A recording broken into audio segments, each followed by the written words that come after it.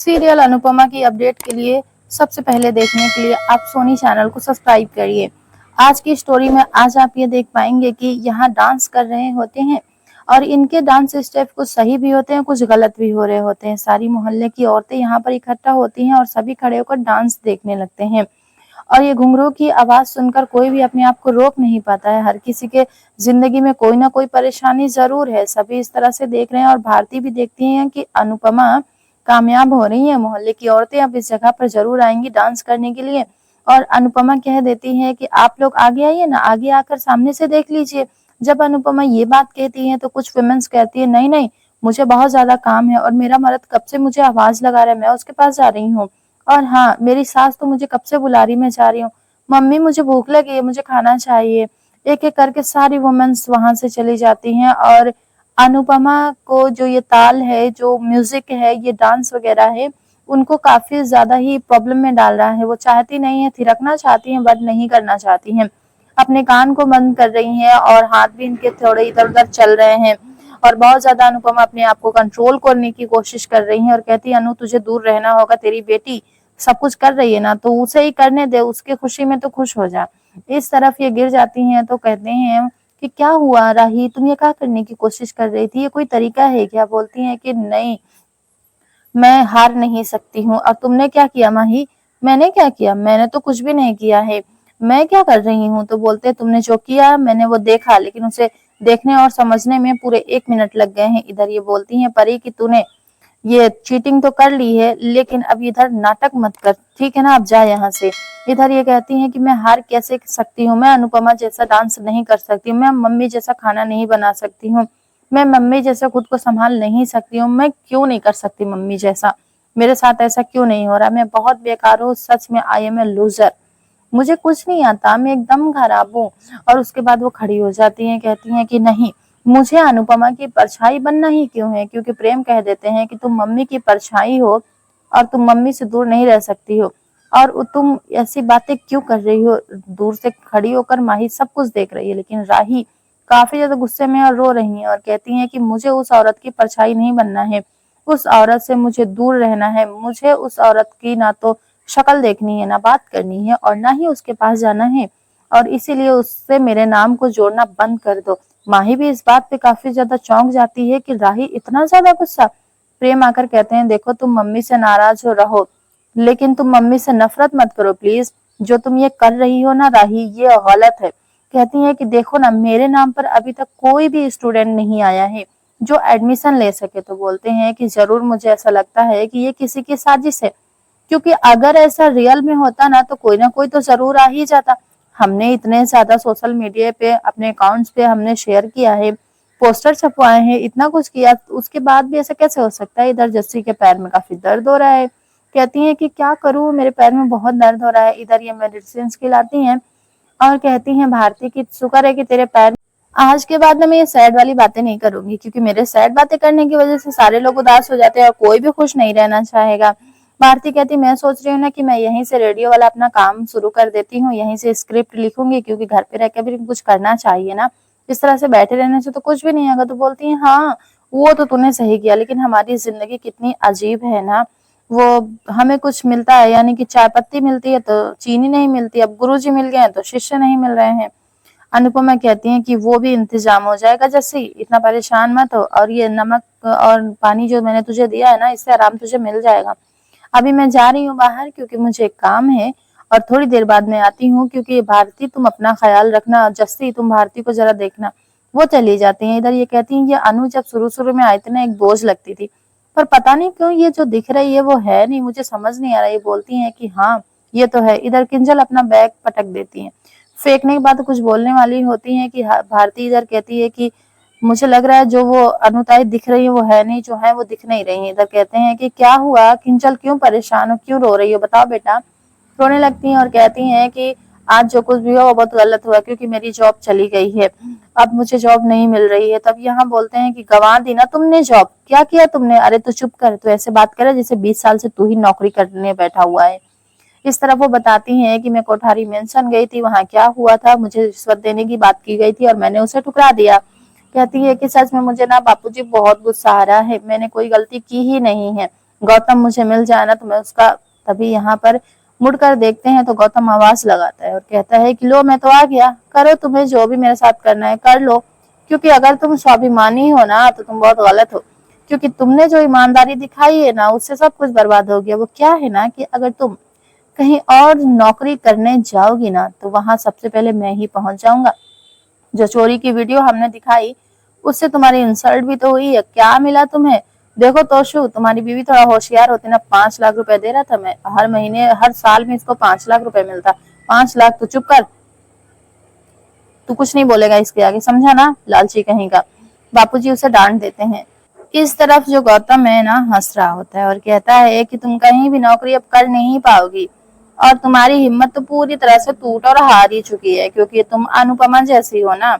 बापूजी कहते हैं मेरी बेटी को बीच में मत लाओ, ठीक है मैं नहीं लेकर आता हूँ, पर ये तो है तो वैसे ही ना। वैसे शाह भी ना कितने पागल हैं, ऑफर को ही ठुकरा दिया। इधर ये कहते हैं कि अगर तुमने नौकरी ले ली होती किंजल तो क्या दिक्कत थी, इसके साथ 5 लाख रुपए मिल तो रहे थे ना, तुम्हें ये बात क्यों नहीं समझ आई? किंजल होती है नाराज और कहती है कि दोषु, हाँ बिक जाता, मेरा ईमान चला जाता, लेकिन तुम्हें ये बात समझ में क्यों आएगी, क्योंकि तुम तो खुद ही वैसे हो ना, तो तुम ये बात कभी नहीं समझोगे। मैं मम्मी की तरह हूँ, मैंने उनसे सीखा है, मैं हार कभी नहीं मानने वाली हूँ। नौकरी करूंगी चाहे जैसे करूं या फिर कुछ और करूंगी, पर करूंगी। इस तरफ ये कहती थैंक यू सो मच, आपने मुझे नौकरी दी, यानी कि तो आपने मुझे खाना बनाने का ऑर्डर दिया। कहती है कि हाँ गुजराती खाना बनाना है, मेरे सास ससुर का 50वां एनिवर्सरी है, तो आप उस पर प्लीज बना दीजिएगा खाना। बोलती हैं कि हाँ। कहते हैं ये लो बेटा ये आपके लिए है। तो बोलते हैं कि ये, अब उन्हें याद आता है कि बापूजी भी ऐसा ही करते थे, बिल्कुल अपने बापूजी की परछाई उन्हें इनमें नजर आती है और वो टॉफी अपने पास रख लेती हैं। अनुपमा अभी कुछ कर ही रही होती है कि इधर आ जाते हैं उनके बेटे और कहते हैं कि बापूजी देखो ना नया प्रोजेक्ट आया है, तो आप प्लीज चल के साइन कर दो अपने शुभ हाथों से। ये कहती है देखा हमारे घर में ना आज भी ऐसा ही होता है, मेरे पति कोई भी काम अपने माता पिता से पूछे बगैर नहीं करते हैं, आज भी वो अपने पति को बीच में लाते हैं और उनसे ही पूछते हैं। इधर कहती मैं एक कॉल ले लूं क्या, क्योंकि बार बार कॉल कर रही। इधर ये कहते क्या कमाल किया है आपने गुरुजी, सच में मोहल्ले की औरतें आने को तैयार। तभी यहाँ पर गुरुजी कहते हैं कि तरुण आ रहा है बेटा, पता नहीं अब वो हमारे साथ क्या करेगा, प्लीज जल्दी आ जाओ। इस तरफ ये कहती हैं कि ये तुम्हारे एकेडमी का नंबर नहीं है, ये मेंशन जो है ना कोठारी मेंशन, इधर कॉल नहीं करना तुम। इधर ये कहते हैं कि अच्छा तो ये बात है, इसी वजह से कोई भी एडमिशन नहीं आ रहे हैं। अरे तुम ये कर क्या रही हो ख्याति, तुम्हें ये बात समझ में क्यों नहीं आ रही हो, कितना गलत कर रही हो तुम। राही इतना परेशान है एडमिशन के लिए और तुम्हें कॉल पे सबको मना कर दे रही हो। ख्याति मैं जो कर रही हूँ बिल्कुल सही कर रही हूँ, क्योंकि ये जो घर की बहुएं हैं ना वो सिर्फ किचन में अच्छी लगती हैं, कुछ करते हुए नहीं। कहते हैं अगर ऐसी बात है तो आप क्या कर रही है, मैंने भी तो अपने सपने बर्बाद किए हैं ना, मैंने भी अपने सास की बात मानी है, सब कुछ खत्म किया है करियर को और जिंदगी भर इसी चूल्हे में और इसी किचन में जिंदगी बिता दी। तो कहती हैं कि अच्छा तो अगर तुम ऐसा सोच रही हो ख्याति तो इसका मतलब ये है ना कि तुम खुद भी बदला लेना चाहती हो, तुम एक सास बनो, विरासत में गहने देती हैं बहुओं को सास, इस तरह से गुस्सा नहीं देती। अगर तुम कुछ करना चाहती हो तो अच्छा करो। तो मैं किचन में ही उन्हें देखना चाहती हूँ, मैं राही की एकेडमी बंद करवा दूंगी। वह कुछ नहीं कहती, इसका मतलब ये नहीं है कि वो उसे पसंद करती है, ऐसा नहीं है। प्रॉब्लम ये है ख्याति जी कि आज से भी मैं पहले भी आपसे प्यार करता था, आज भी प्यार करता हूँ, सब कुछ आप ही का तो है। क्या है, मेरा बेटा नहीं है ना मेरे पास, जो है वो आपको नजर नहीं आ रहा है क्योंकि आपको दुखों के सामने आपको ये बहुत कम लग रहा है। ठीक है, अगर ये राही यहाँ काम करेगी किचन में तो बाकी बहुएं भी यही करेंगी, ठीक है अब मैं ही ये कर लेता हूँ। इस तरफ तरुण कहता है साइन करो वरना तुम्हारे हाथ तोड़ दूंगा मैं। ये बोलते हैं कि बेटा मेरे हाथ में दर्द हो रहा है, अभी तो दर्द हो रहा है, अभी तो तोड़ना बाकी है, साइन करो अभी के अभी। अनुपमा कहती छोड़ हाथ, हाथ छोड़। उसके बाद जैसे ही अनुपमा की आती हैं तो बोलती हैं देखिए देखिए आप लोग खुद अपनी नजरों से देख लीजिए कि ये तरुण है किस तरीके का। आकर कहते हैं कि देखिए बापूजी परेशान मत होइए, मैं हूं ना। इधर ये कहते हैं कि अरे ये औरत झूठ बोल रही है, अभी भी मैं झूठ बोल रही हूँ, सब कुछ नजर आ रहा है सामने है, उसके बाद भी मैं ही झूठ बोल रही हूँ। तुम जैसे इंसान को रहना ही नहीं चाहिए, तुम्हें सजा मिलनी चाहिए, या समाज दे या माँ बाप दे या फिर पुलिस दे, लेकिन कानून के तरीके से ही सही सजा मिलनी चाहिए। अरे छोड़ो मुझे, ये बुड्ढे साइन कर। अरे ये क्या तरीका हुआ, ऐसे तो बात करेगा अपने पापा से, तो क्या करूं मैं, क्या करूं मैं। तो ये औरत जो है ना बहुत बेकार है, इसे अपने जाल में फंसाकर इससे शादी करके इसके पैसे हड़पना चाहती है। कहती है ये कौन सा तरीका हुआ, कहते हैं ये हमारी अनुपमा है, और ये हमारी बेटी की तरह और ये हमारा साथ दे रही है। बोलते हैं कि आप बताइए, आप परायों का साथ देंगे या अपने बेटे का साथ देंगे? आप बताओ, बताओ किसका साथ दोगे? ये बोलते हैं कि देखो, तुम जो हो ना, मेरे बेटे हो, लेकिन खून का रिश्ता होने के बावजूद भी परायों की तरह बिहेव करते हो। अगर आप लोग नहीं आते तो मेरा हाथ तोड़कर ये अंगूठा ही लगा देता और इस दुनिया से मुझे भेज देता। लेकिन ये अनुपमा जो बाहर वाली है ना, ये मेरा बहुत साथ और सहारा बन रही है। मैंने कहा था कि इस घर को मैं बेचूंगा नहीं, क्योंकि अपनी पत्नी के यादों के साथ में गुजार दूंगा, लेकिन मैंने वो बात मान ली इसलिए कि तुमने कहा कि घर बेच दो, पोते पोतियों को मेरे से दूर कर दिया। तो बोलती हैं, ये देखो, ऐसे कुपुत्र को इधर से भगाओ।